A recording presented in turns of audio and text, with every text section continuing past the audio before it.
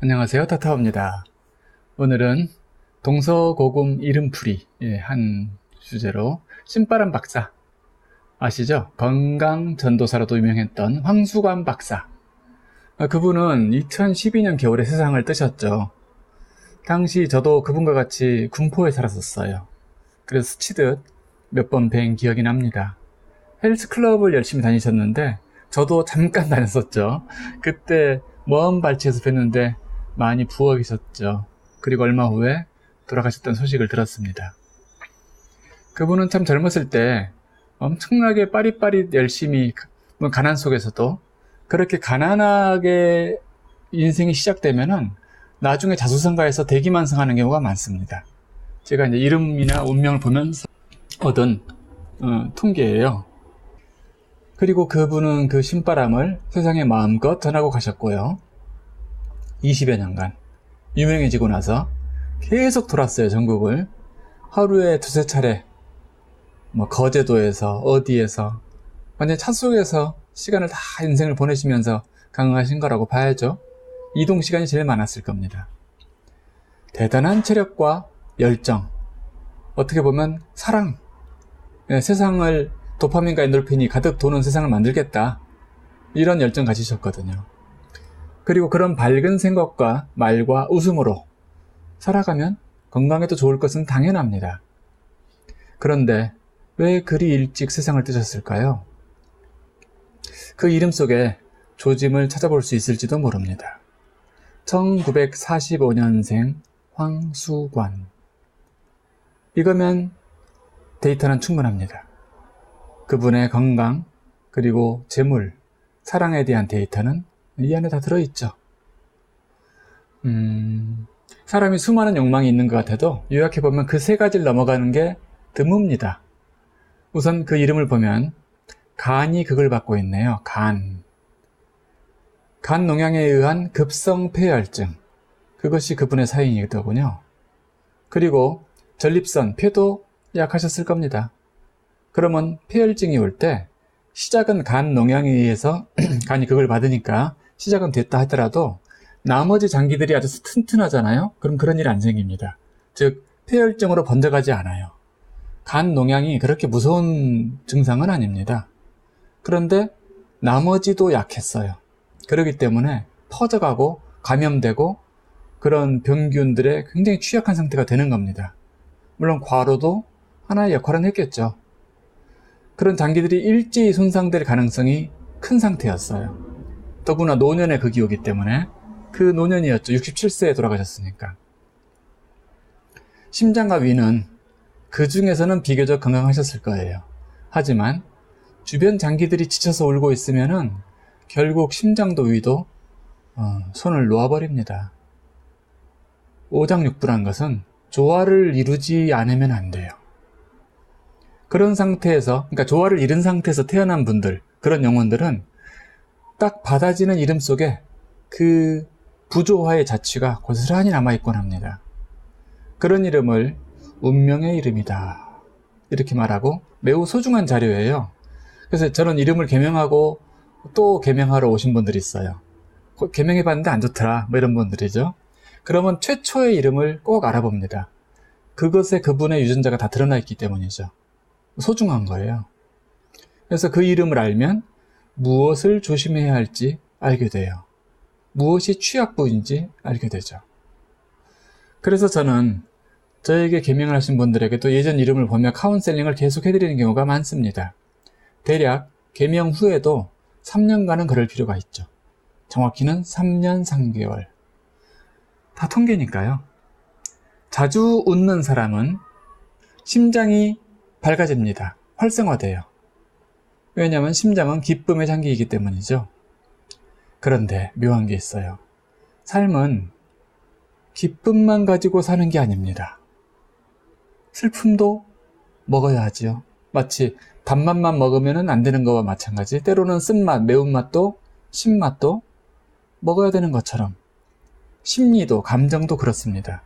매사에 수용만 하고 살면 안 됩니다. 거부도 할 줄 알아야 하죠. 단절도 할 줄 알아야 돼요. 희노애락, 애호욕 또는 희노애락, 우비고뇌라는 이것이 이제 동양에서 말하는 감정의 종류죠.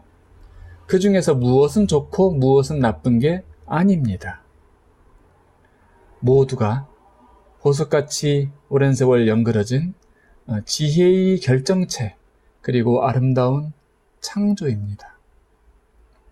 기쁨, 분노, 슬픔, 즐거움, 사랑, 미움, 욕정 등이 모두 찬란한 진화의 결과입니다. 다만 중요한 것은 조화죠. 중용이라고도 합니다. 또 그거에 들어가는 방법을 반야라고 하는데 반야바라밀 그것이 바탕에 깔려 있다면 얼마나 좋을까요? 깊이 숨 쉬어보세요.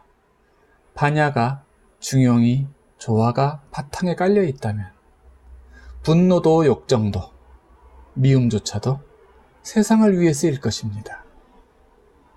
그게 완전히 메말랐다면 기쁨과 사랑조차 사소한 번뇌의 바람에 휩쓸려 사라지고 말죠. 반야를 통해 중용을 가고자 하면, 그래서 조화로운 삶을 살고자 한다면 태풍이 팔방에서 불어쳐도 요동치지 않을 한 자리를 내면에 만들어야 합니다. 그것을 중심자리 또는 삼마지라고도 합니다. 그래서 얼마 전에 올린 중심세우기 수련이 있으니 보시길. 다만 보통 사람들은 인연이 저와 얇은 분들 입장에서는 그런 말 자체를 들어볼 일이 인생에 없을 거예요.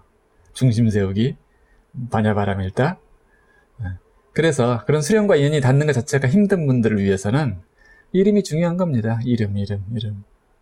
황수관 박사의 경우처럼 아주 번쩍이고 활기차고 훌륭한 인생을 살고도 노년에 삶의 쓰나미가 다가오는 것도 이름에 이미 드러나 있습니다.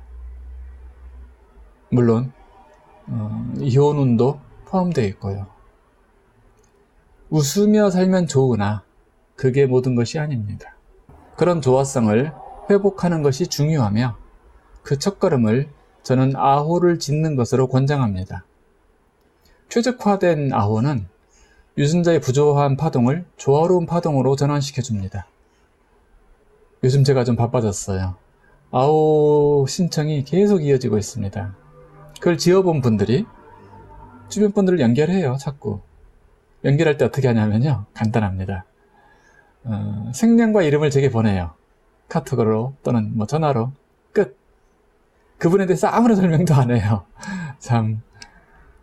그러면 저는 그 생년과 이름을 가지고 그분의 건강과 재물과 사랑, 즉 관계에 대해서 알려드립니다. 그 내용의 디테일을 보고 본인이 고개가 끄덕거려진다면 아호를 의뢰하겠죠. 안 할 수도 있고, 왜냐하면 이름이 좋을 수도 있어요. 그런데 저에게 이름을 알려주는 분치고 이름이 좋았던 경우는 참 열에 한 명? 그렇게밖에 안 돼요. 왜 그러냐면 재밌는 이유죠. 그만큼 열에 한 명만 이름이 좋아서는 아닙니다. 이름을 의뢰하고 싶은 분들은 이미 힘든 분들이에요.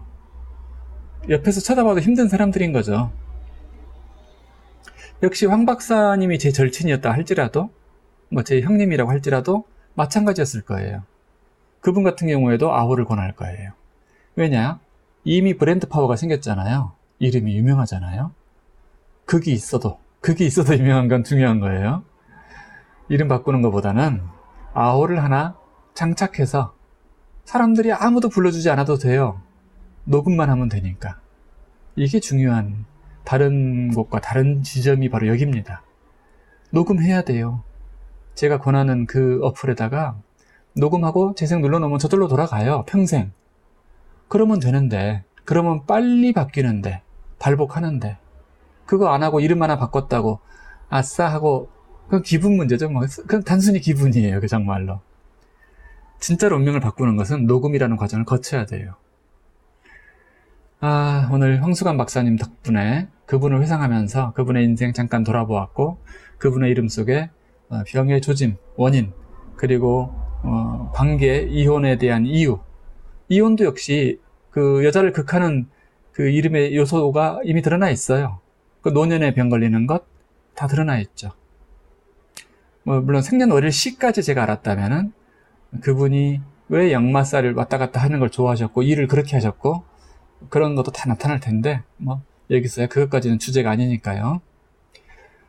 오늘 매우 무더운 날이네요. 이럴 때일수록 부동의 한 자리, 그 자리를 느끼며 숨 쉬어주세요.